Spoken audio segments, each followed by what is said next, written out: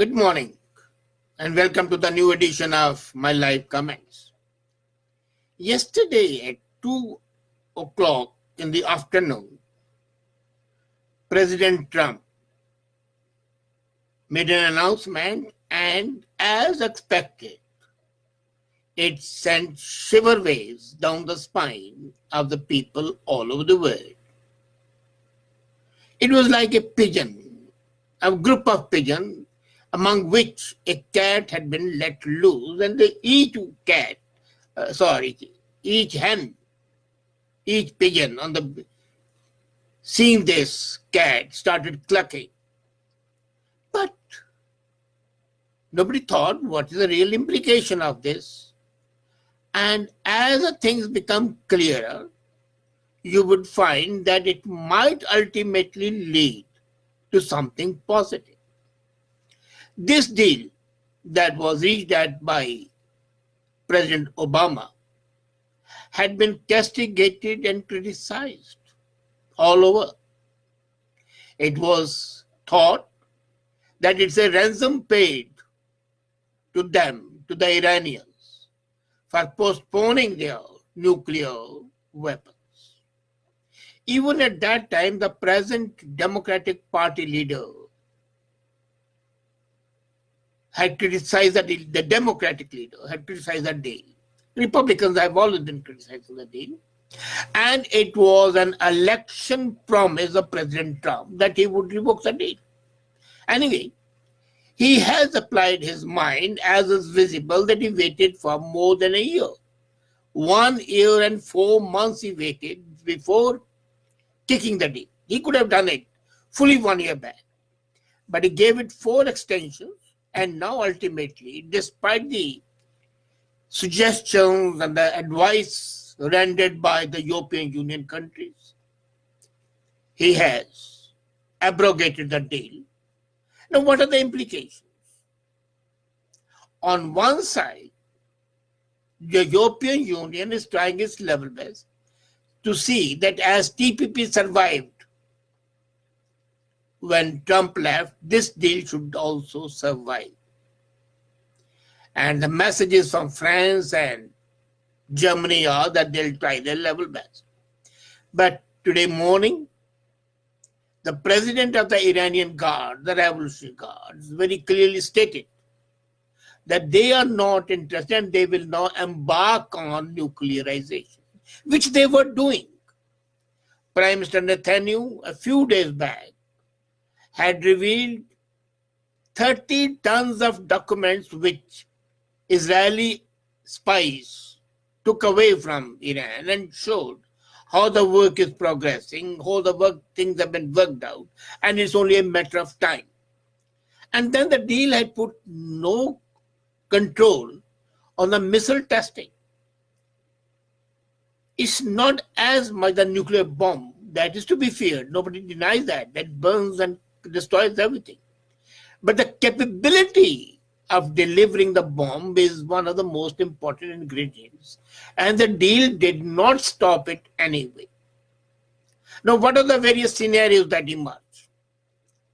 The various scenarios that emerge are, number one, the European Union can unilaterally, without the help of USA, continue with the deal, but that seems to be impossible.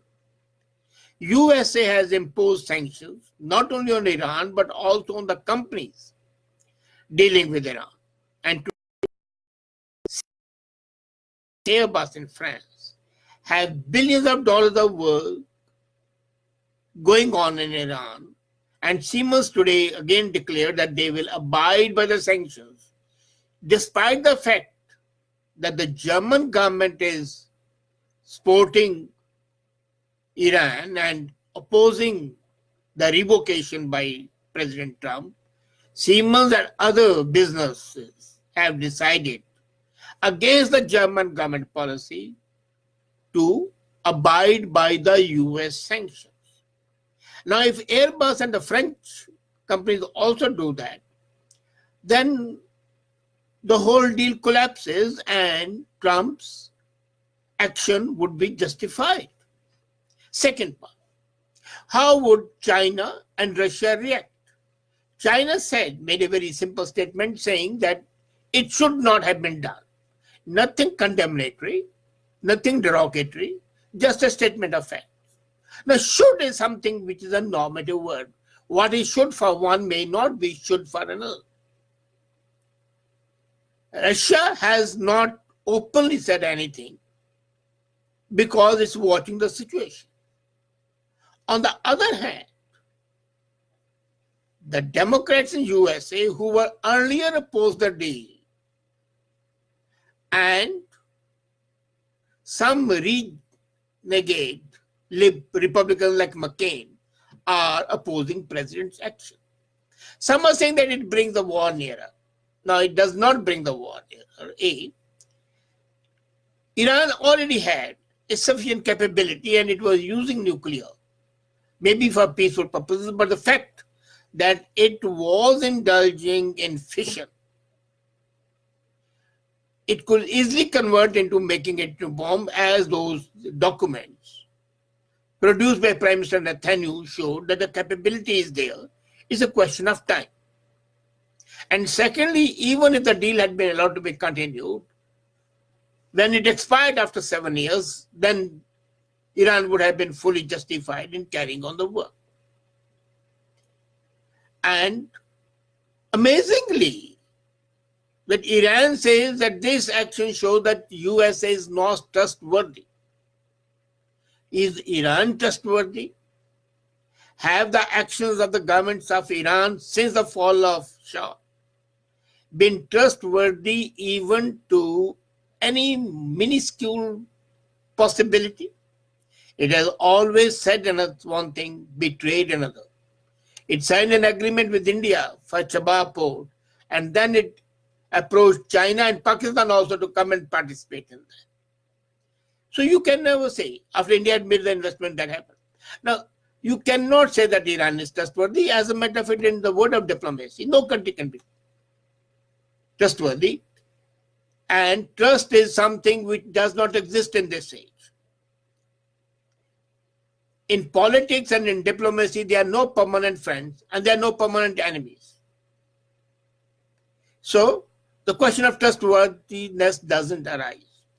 The other criticism which is coming often is, and President Obama voiced it yesterday, that now North Korea may be hesitant to sign a deal because they think that it can be destroyed. But North Korea knows fully well that America signed a deal with Libya and then ensured Libyan leader Gaddafi to be toppled and invaded Libya.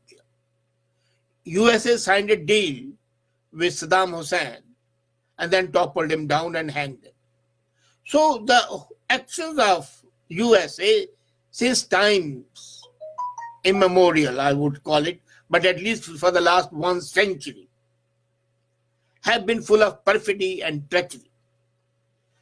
Moreover, this is for the first time that a president has what Obama calls breach of agreement, taken 1 year and 4 months of deliberation, of thought, and of reflection before taking the decisive action.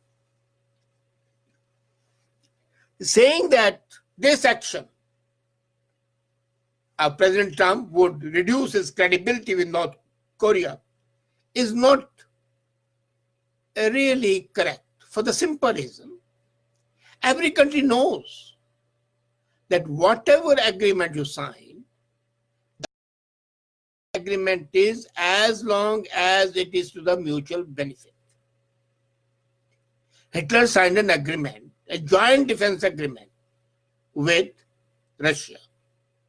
And within 1.5 years of signing the agreement, it attacked Russia. Not only it did not go to the defense, but it took an offensive action. USA action, I told you at least 2 outstanding in the recent history. Iraq and Libya. Did they support them?